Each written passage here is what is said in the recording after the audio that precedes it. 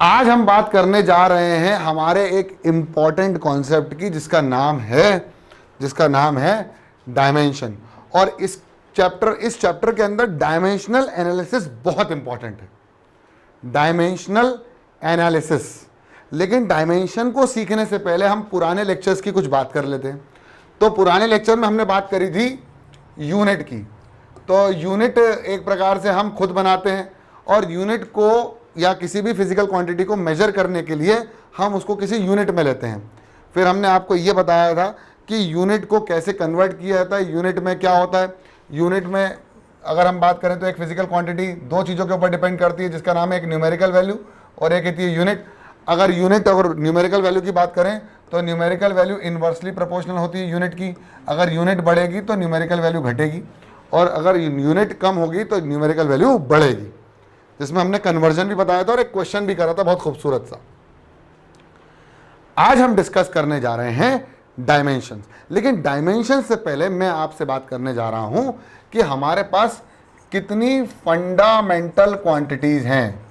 अभी मैं बात करूंगा सबसे पहले फंडामेंटल क्वांटिटीज की, कि हमारे पास ऐसी कितनी फंडामेंटल क्वांटिटीज हैं और उन फंडामेंटल क्वांटिटीज को क्या कहा जाता है। तो फंडामेंटल क्वांटिटीज को हम बोलते हैं, या फंडामेंटल यूनिट्स को हम क्या कहते हैं, बेस। या तो हम बेसिक फिजिकल क्वांटिटीज बोलें या हम उनकी यूनिट्स को क्या बोलते हैं, बेस यूनिट्स। क्या बोलते हैं, बेस यूनिट्स। यानी 7 फंडामेंटल क्वांटिटीज होती है। बताओ कौन कौन सी होती हैं, बोलते चलो।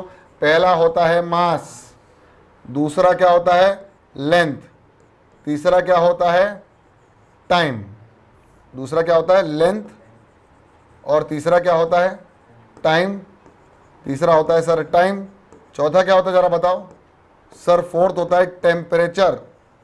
क्या होता है टेम्परेचर। और टेम्परेचर के बाद क्या होता है फिफ्थ वाला होता है करंट। और करंट के बाद हमने बात करी किसकी, अमाउंट ऑफ सब्सटेंस की, जिसको हम बोलते हैं मोल।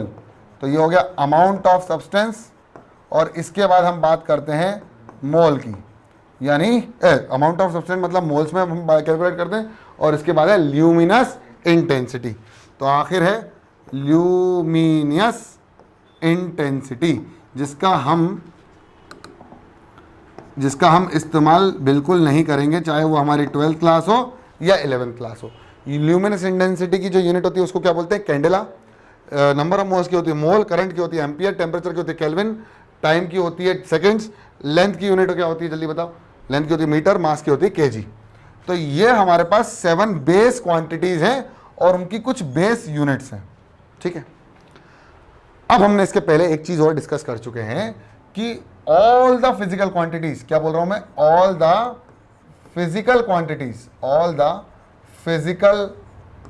क्वांटिटीज, जितनी भी फिजिकल क्वांटिटीज हैं वह सारी की सारी क्वांटिटीज किसके ऊपर डिपेंड करती हैं, वह सारी, इसके अलावा सारी क्वांटिटी इन्हीं 7 बेस क्वांटिटीज से मिलकर बनी है। यानी उन सभी क्वांटिटीज में ये 7 की 7 क्वांटिटीज कहीं ना कहीं उपस्थित होंगी। और यहीं से शुरू होता है इन सारी डिराइव्ड क्वांटिटीज का, इन सारी डिराइव्ड क्वांटिटीज का डायमेंशंस की बात। अब आप बोलोगे ये डायमेंशन क्या होता है सर, तो डायमेंशन होता है ऑल द फिजिकल क्वांटिटीज, जितनी भी क्वांटिटीज हमें निकालनी है या हम इंटरेस्ट रखते हैं उनको निकालने का, उन सबको किस क्वांटिटीज से निकाल सकते हैं, बेस क्वांटिटीज से निकाल सकते हैं। इसके पहले वाली स्लाइड में मैंने समझा दिया। इसके बाद जब भी कोई क्वांटिटी एक्सप्रेस की जाती है in terms of base quantity, जैसे बात कर लेते हैं स्पीड की, स्पीड क्या होता है सर, स्पीड होता है डिस्टेंस अपॉन टाइम। क्या होता है, speed is equal to distance upon time. अब डिस्टेंस क्या होता है सर, डिस्टेंस काय में नापते हैं, लेंथ में, और टाइम किस में नापते हैं, टाइम में, टी में। तो स्पीड जो है वो एल के साथ भी चल रहा है और टी के साथ भी चल रहा है। मैंने क्या बताया, स्पीड जो है वो एल के साथ भी चल रहा है और टी के साथ भी चल रहा है। मतलब स्पीड के पास ये दोनों चीजों के क्या हैं, इन्हीं को बोलते हैं डायमेंशंस हैं। क्या है, डायमेंशन। तो क्या बोला, when a physical quantity is express in the base quantities it is written as the product of different powers of the base quantities. अब मैंने क्या बताया, मैंने कहा भाई L की वैल्यू कितनी है, L है, T की वैल्यू कितनी है, T है, लेकिन हम इसको लिख सकते हैं LT-1 लिख सकते हैं ना। देखो T नीचे है तो T को कहां लेके गए, ऊपर, तो T-1 हो जाएगा कि नहीं हो जाएगा, जल्दी बताओ, हो जाएगा ना। तो यहां हम इसको लिख सकते हैं LT-1, और जो बेस क्वांटिटीज की जो पावर होती हैं वह इस डिराइव क्वांटिटी के क्या होते हैं, डायमेंशंस। मतलब स्पीड जो है वो लेंथ का एक डायमेंशन में है और टाइम के -1 डायमेंशन में काम करती है। अब बात कर लेते हैं एक और क्वांटिटी की जिसका नाम है एक्सेलरेशन। अभी आगे की क्वांटिटीज में बताऊंगा, लेकिन चलो बात कर लेते हैं एक्सेलरेशन की। तो एक्सेलरेशन भी एक ऐसी क्वांटिटी है जो कि डिराइव क्वांटिटी है। डिराइव क्वांटिटी मतलब which is made up of fundamental quantities या बेस क्वांटिटीज। तो एक्सेलरेशन किस किस से मिलकर बना है सर, एक्सेलरेशन होता है वेलोसिटी अपॉन टाइम, वेलोसिटी होता है डिस्टेंस या डिस्प्लेसमेंट अपॉन टाइम, और टाइम इनटू टाइम जो हो जाएगा वो टाइम स्क्वायर हो जाएगा, लेंथ अपॉन टाइम का स्क्वायर, यानी हम लिख देंगे LT-2। यानी एक्सेलरेशन जो होगा वो लेंथ के फर्स्ट डायमेंशन में है, यानी एक ही डायमेंशन में है, L की पावर कितनी 1, और टाइम के -2 डायमेंशंस में है।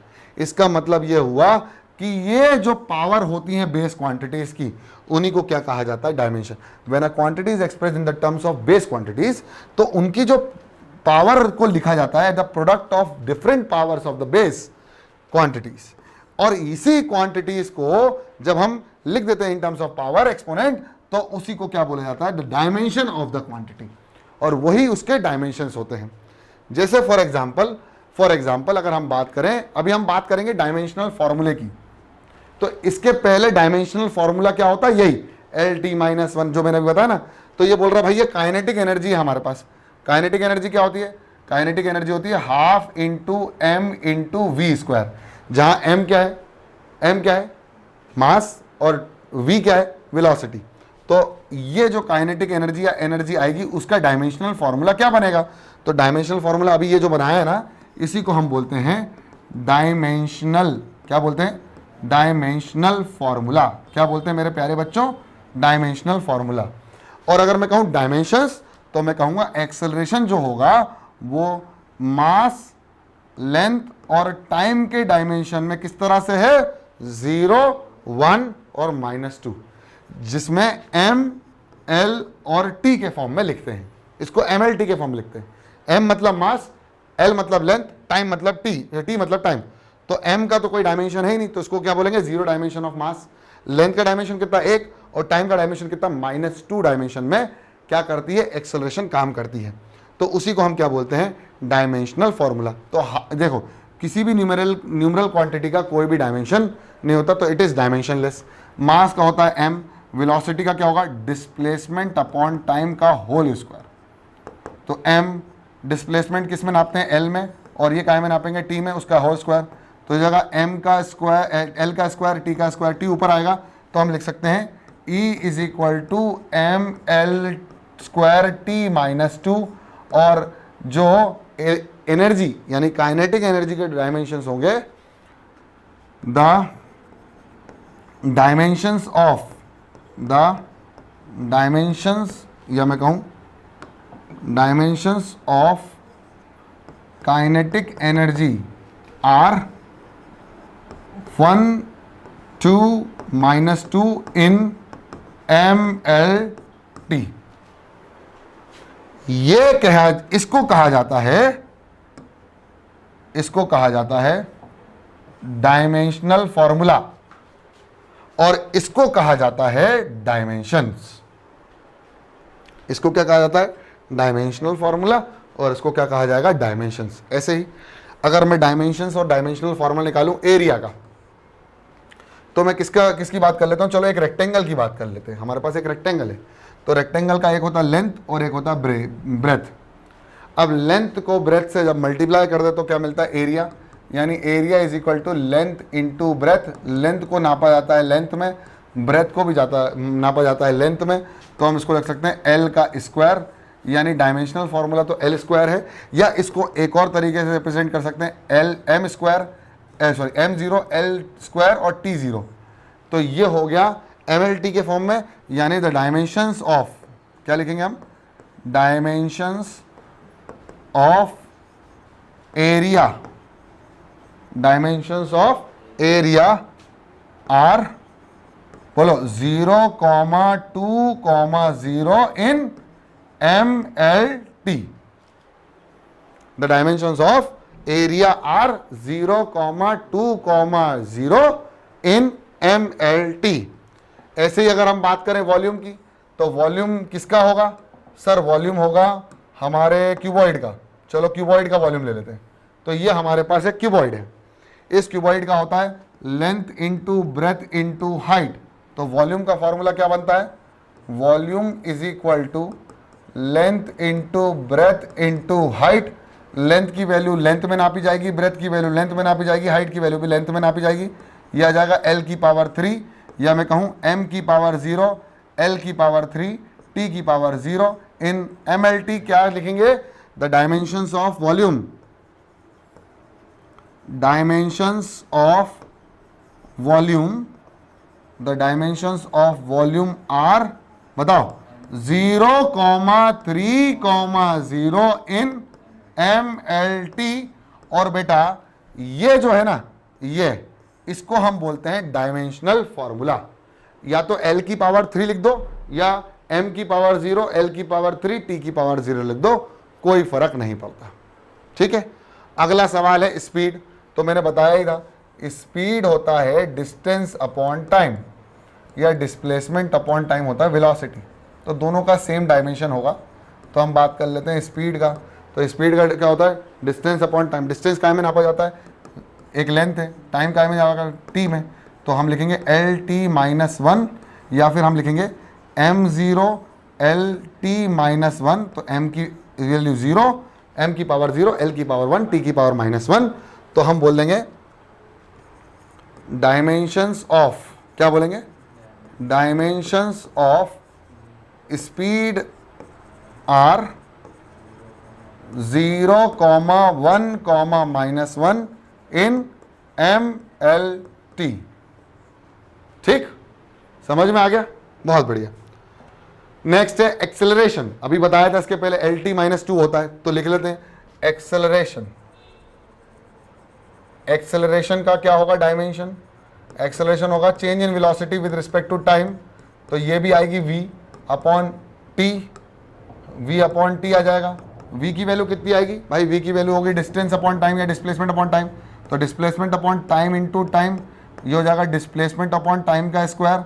यानी हम इसको लिख सकते हैं लेंथ में, इसको लिख सकते हैं टाइम में, T का स्क्वायर। यानी हम इसको लिख सकते हैं T की पावर -2 और L इंटू में। तो हम या तो इसको ऐसे लिखेंगे, या हम इसको लिख सकते हैं M की पावर 0, L की पावर 1, T की पावर -2 इन MLT। तो डायमेंशंस ऑफ, क्या लिखेंगे हम? डायमेंशंस ऑफ किसका? Yes, dimensions of acceleration are, बोलो 0,1,-2 इन MLT। M पहले, L बाद में, T बाद में। तो जो ऑर्डर आप लिख रहे हो वही ऑर्डर में आपके डायमेंशंस होना चाहिए। डायमेंशंस क्या है? 0, 1, -2, है ना। इसके बाद अगर बात करें फोर्स की, तो फोर्स क्या होता है? Mass into acceleration. फोर्स क्या होता है? Mass into acceleration. तो बात करते हैं फोर्स की। तो force is equal to mass into acceleration. तो मास काय में नापा जाएगा? M में। एक्सेलरेशन का अभी डायमेंशन बताया था ना मैंने, LT-2। तो आप या तो ऐसे इसको डायरेक्ट लिख सकते हो LT-2 डायमेंशन, ये हो गया M का डायमेंशन, और ये हो गया LT-2 का डायमेंशन। तो हम इसको पूरा लिखेंगे तो क्या लिखेंगे? MLT-2। तो फोर्स का डायमेंशन क्या होगा? MLT-2 dimensions. ये इसको क्या बोलेंगे? Dimensional formula. क्या बोलेंगे? Dimensional formula. तो फोर्स का डायमेंशनल फॉर्मूला क्या होगा? MLT-2 एंड और डायमेंशंस ऑफ फोर्स आर, जल्दी बताओ। 1, अरे भाई 1, m की पावर 1, l की power 1, 1 comma 1 comma -2 in, very good in mlt। ठीक, ऐसे लिखते हैं। Next, work done. तो वर्क डन होता है force into displacement. Work done होता है, work done is equal to force into displacement. Work done is equal to force into displacement. Force क्या होता है बेटा?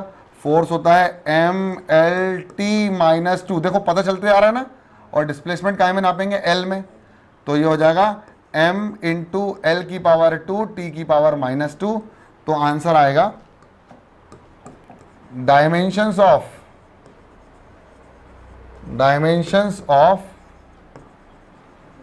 वर्क डन आर क्या होगा? 1, 2, -2। तो आएगा 1, 2, -2 इन mlt। अभी mlt जो है ना, ये और भी बेसिक यूनिट है, इनका इस्तेमाल सबसे ज्यादा किया जाता है, इसलिए हम इसको mlt बोलते हैं ना। नेक्स्ट है एनर्जी। अब एक बात ध्यान रखना, एनर्जी हो, वर्क डन हो या हीट हो, इन तीनों के डायमेंशन सेम होंगे। हाँ देखो, अभी काइनेटिक एनर्जी का क्या आया था? mv² था ना। तो पहला वाला ही क्वेश्चन जो मैंने आपको दिया था, जरा देखते हैं, उसमें आया था ml2t-2। अभी एक बात बताओ, वर्क डन का क्या आया? ml2t-2। तो बेटा एनर्जी का भी क्या आएगा? ml2t-2। यानी चाहे आप एनर्जी की बात कर लो, चाहे आप हीट की बात कर लो, चाहे आप वर्क डन की बात कर लो, तीनों कैसे रहेंगे? सेम रहेंगे। तीनों कैसे रहेंगे? सेम रहेंगे। मतलब इन तीनों का डायमेंशंस इक्वल टू ml2t-2 है। ठीक है ना। ये बहुत खास बात थी जो मैंने तुमको बता दी। नेक्स्ट है पोटेंशियल एनर्जी। तो सोचो पोटेंशियल एनर्जी का भी क्या होगा डायमेंशन? ये हमको पता चल गया, क्या है? ml2t-2 है ना। लेकिन हम निकाल लेते हैं potential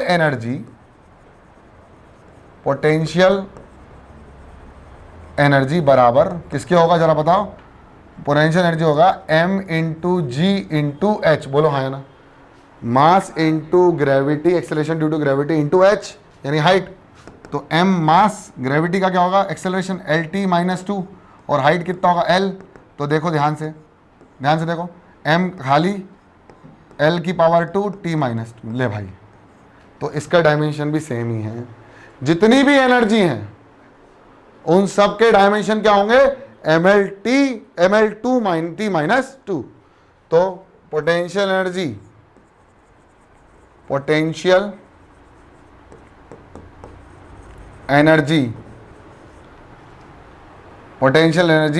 the dimension of potential, ऐसे लिखो, द डायमेंशंस ऑफ आर, बताओ, 1, 2, -2 इन mlt। और किसी ने पूछा डायमेंशनल फॉर्मूला क्या होगा? तो पोटेंशियल एनर्जी का बेटा डायमेंशनल फॉर्मूला बता देना, ये m की पावर 1, l की पावर 2, t की पावर -2। नेक्स्ट प्रेशर क्या होता है? Force upon area. अब एक बात ध्यान रखो, if you know the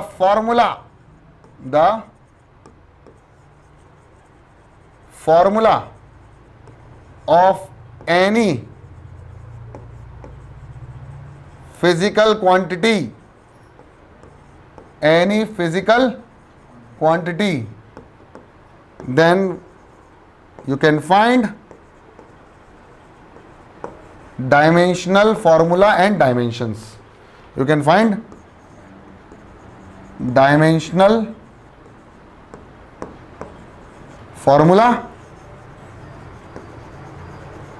end dimensions. समझ में आ गया? तो प्रेशर का फॉर्मूला याद है? हाँ सर याद है। Pressure is equal to force upon area. बोलो हाँ या ना, है ना? तो प्रेशर इज इक्वल टू क्या होगा? फोर्स क्या होता है? mlt-2। फोर्स होता है मास इंटू एक्सेलरेशन, तो होगा मास एक्सेलरेशन का lt-2। देखो, और l स्क्वायर, तो एक स्क्वायर से एक कैंसिल, बचा कितना? एक नीचे, ऊपर गया -1, तो ml-1t-2। ले भाई, प्रेशर का डायमेंशंस। तुम्हें फार्मूला पता होना चाहिए, और फार्मूला पता है तो उसको जितना बेसिक में तोड़ सकते हो, जितना बेस फार्मूले में जा सकते हो उतना जाओ, बाकी तुम्हें फिर बेसिक फार्मूला पता चल जाएगा। इसके बाद कुछ है क्या? Universal gravitational constant. 9th class में पढ़ा होगा that the force between the two quantities और टू ऑब्जेक्ट्स हैविंग सम मास, वो होता है G(m1 m2) अपॉन डिस्टेंस का स्क्वायर। बोलो हाँ है ना? तो ये हो जाएगा F into r square upon mass m1 mass m2 is equal to capital G, where capital G is said to be the gravitational constant, और इसको बोलते हैं यूनिवर्सल ग्रेविटेशनल कांस्टेंट। ठीक है, अब यूनिवर्सल ग्रेविटेशनल कांस्टेंट का फॉर्मूला, फोर्स का formula क्या था? mlt-2। तो ये हो जाएगा mlt-2। r काय में नापेंगे? लेंथ में, तो लेंथ का स्क्वायर। m काय में नापेंगे? मास में, तो मास का स्क्वायर। बोलो हाँ या ना? मास का स्क्वायर से एक कैंसिल, बचा कितना? एक, ऊपर गया -1, तो m-1 l की पावर 2 l की पावर 1 l की पावर 3 -2। तो आंसर क्या आएगा? m-1 l3 और t-2। So the dimensional formula of universal gravitational constant is given as m-1 l3 t-2, and dimensions of universal gravitational constant, universal gravitational constant, और इसको represent करते हैं capital G से। इसकी वैल्यू होती है 6.07 into 10⁻11। Universal gravitational constant R बताओ, -1, 3 and -2 in mlt। Clear? Potential difference delta V, potential difference का फॉर्मूला होता है वर्क डन अपॉन चार्ज। क्या होता है? Work done upon charge. Charge को कैसे रिप्रेजेंट करते हैं? Q से। अब Q का कोई डायमेंशन होता है क्या? हाँ, तो Q को रिप्रेजेंट करते हैं current is equal to Q upon T। तो Q की वैल्यू हो जाएगी IT, तो यहाँ पुट कर देंगे हम वर्क डन अपॉन IT, और IT मतलब क्या हो गया? करंट। करंट को हम I से रिप्रेजेंट करेंगे, T को रिप्रेजेंट टाइम से। वर्क डन का फॉर्मूला आपको पता ही है, ml2t-2 upon I into T। T से एक T कैंसिल, नहीं ऊपर गया तो -1 हो गया, तो -3 हो गया, तो हो जाएगा ml2t-3I-1। लो भाई, पोटेंशियल डिफरेंस का भी आ गया। अब ऐसे ही आप रेजिस्टेंस का भी निकाल सकते हैं, और ऐसे ही आप बाकी चीज़ों का भी निकाल सकते हैं जिनका आपको चाहिए। तो ये आपके लिए रहेगा होमवर्क। इसमें मैं बताता हूँ, potential difference equal to I into R. R की वैल्यू हो जाएगी V/I। बस इतना कर देना, रेजिस्टेंस मिल जाएगा। आपको V की वैल्यू पता चली गई है, तो आपको इजीली आपको R की वैल्यू भी पता चल जाएगी। अब एक क्वेश्चन ले लेते हैं, 2 क्वेश्चन ले लेते हैं और काम खत्म करते हैं। क्वेश्चन है, a dimensional less quantity never has a unit, always has a unit, may have a unit, does not exist. पहला क्वेश्चन क्या है? क्या एक डायमेंशनल लेस क्वांटिटी के पास कोई यूनिट होती है? कभी नहीं होगी। कह रहा है ऑलवेज हैज अ यूनिट, उसके पास यूनिट होगी। मे हैव अ यूनिट, या हो भी सकती है, और एग्जिस्ट नहीं करती ऐसी कोई क्वांटिटी। तो ऐसा बताओ इसका आंसर क्या होगा? इसका मेरे ख्याल से आंसर होगा C, may have a unit. अब आप बोलोगे सर कैसे? बताता हूं। मैंने आपको बताया था कि हमारे पास एक प्लेन एंगल होता है। क्या होता है? और ये प्लेन एंगल कैसा होता है? Dimensional less. कैसा होता है? Dimensional less. इसके पास कोई भी डायमेंशन नहीं होते, डायमेंशन लेस होता है। अगर मैं कहूं डायमेंशन लेस है, क्या इसके पास कोई यूनिट है? आप बोलोगे हाँ सर, इसकी यूनिट है रेडियन। क्या बोलते हैं इसकी यूनिट को? इसकी यूनिट को क्या बोलते हैं? रेडियन। इसका मतलब एक डायमेंशनल लेस क्वांटिटी के पास यूनिट हो सकती है, यानी मे हैव अ यूनिट। कभी नहीं होगी ऐसा भी नहीं है, क्योंकि है। इसका आंसर होगा may have a unit. Next question. अब एक सवाल, a unitless quantity never has a non zero dimension. मतलब कभी भी उसके नॉन जीरो डायमेंशन होंगे ही नहीं। मतलब कभी भी ऐसा नहीं होगा कि उसके पास कोई नॉन जीरो डायमेंशन हो। उसके पास हमेशा एक नॉन जीरो डायमेंशन होता है। मे have a non zero dimension, ऐसी कोई क्वांटिटी है क्या? इसका मतलब ये, अगर किसी, सुन लो मेरी बात, अगर कोई क्वांटिटी के पास डायमेंशन नहीं है तो ऐसा पॉसिबल है कि उसके पास यूनिट होगी। लेकिन अगर किसी के पास यूनिट ही नहीं है तो 100% उसके पास कभी भी कोई डायमेंशन नहीं होगा। तो never has a dimension, non zero dimension. ठीक है, समझ में आ गया? नॉन जीरो मतलब कुछ ना कुछ डायमेंशन हो, जैसे m की पावर कुछ तो होगी। जीरो डायमेंशन मतलब जीरो, तो नॉन जीरो डायमेंशन कभी नहीं होगा। मतलब उसका मतलब कि उसके पास जीरो डायमेंशन होगा। Never has a non zero मतलब कुछ ना कुछ डायमेंशन है, लेकिन ऐसा कोई डायमेंशन होगा ही नहीं, क्योंकि उसके पास क्या नहीं है? यूनिट। जब यूनिट ही नहीं है तो डायमेंशन भी नहीं होगा। डायमेंशन भी नहीं होगा मतलब पहली लाइन यही बोल रही है, never has a non zero, zero नहीं, नॉन जीरो डायमेंशन। उसके पास कभी भी नॉन जीरो डायमेंशन नहीं होगा, मतलब कोई डायमेंशन नहीं होगा। इसका आंसर यही है, ए ऑप्शन। ठीक है, मेरे ख्याल से आज की कहानी समाप्त होती है। इसको जल्दी से फोटोकॉपी करो अपनी कॉपी में भी और दिमाग में भी, जल्दी खट खट कर दो।